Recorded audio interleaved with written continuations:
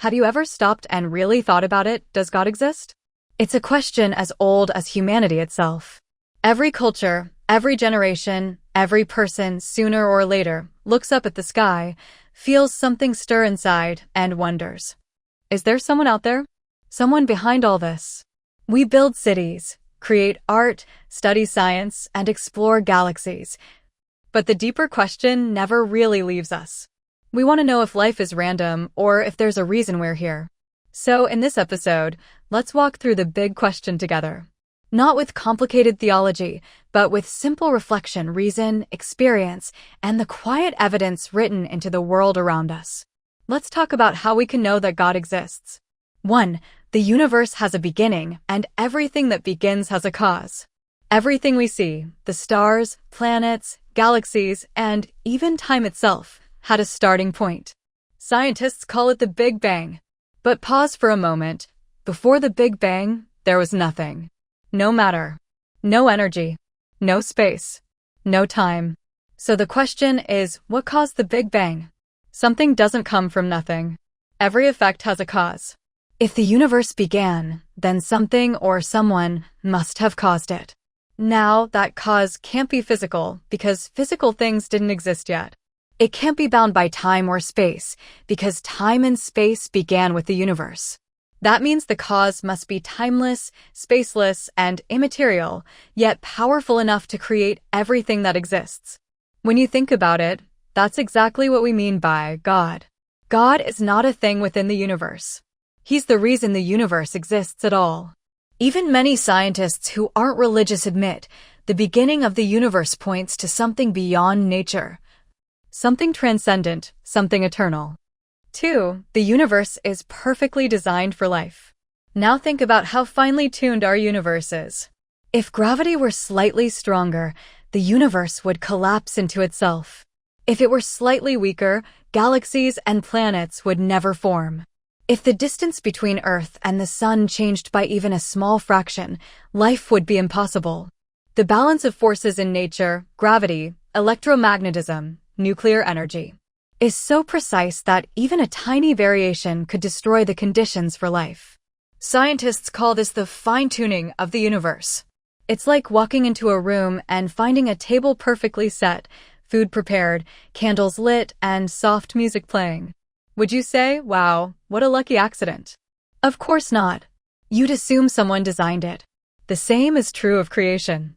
The harmony of the universe suggests intelligence, design, purpose. And where there is design, there must be a designer.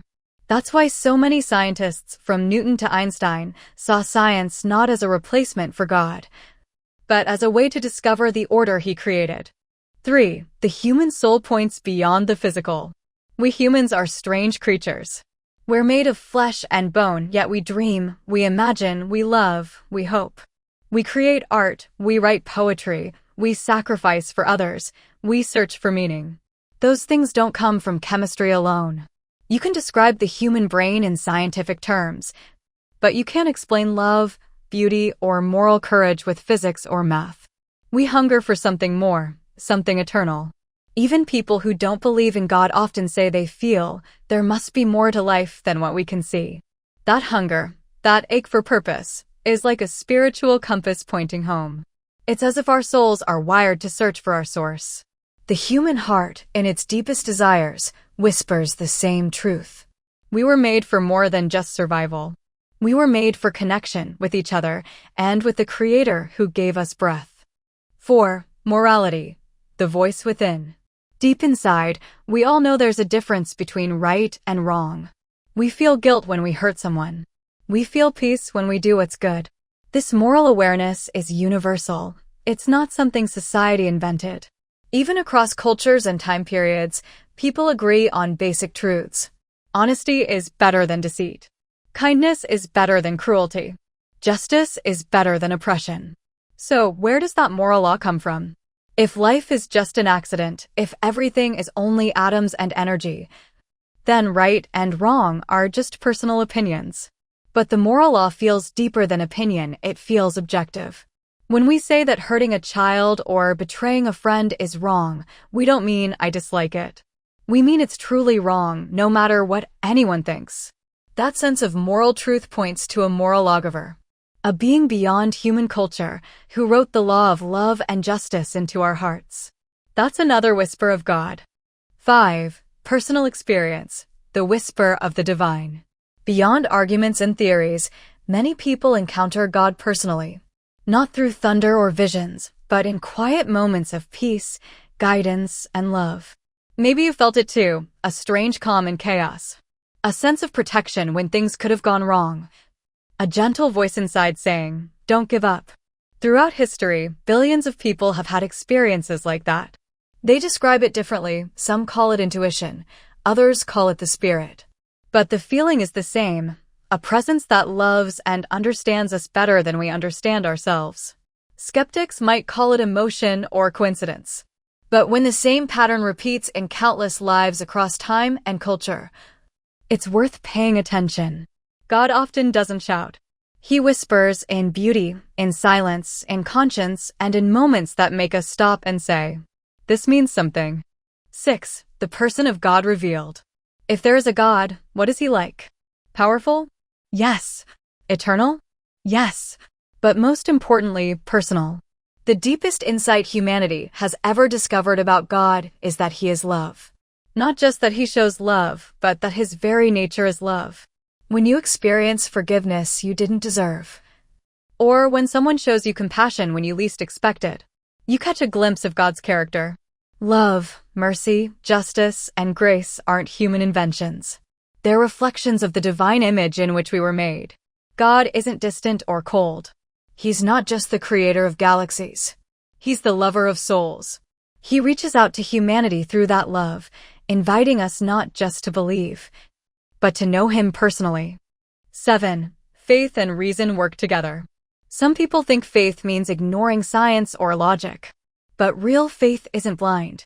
Faith is a response to evidence, to the clues we see in creation, in conscience, and in our own hearts. Reason tells us there must be a cause behind the universe, a designer behind the design, a moral source behind moral truth. Faith takes the next step, trusting that this cause, this designer, this moral source, is not just a force, but a person, one who loves us. Think about it like this. You don't prove your best friend's love with math, but you know it's real because you've experienced it, you've seen the signs. That's how faith and reason work together in knowing God. 8. The invitation. At the end of all the arguments and ideas, this question isn't really about logic, it's about relationship. The evidence for God surrounds us in the stars above, in the conscience within, in the love between people. But God doesn't force belief. He invites it. He invites you to see the beauty, to listen to the quiet moments, to open your heart and ask, "God, if you're real, show me." And often, when you do, the answer comes.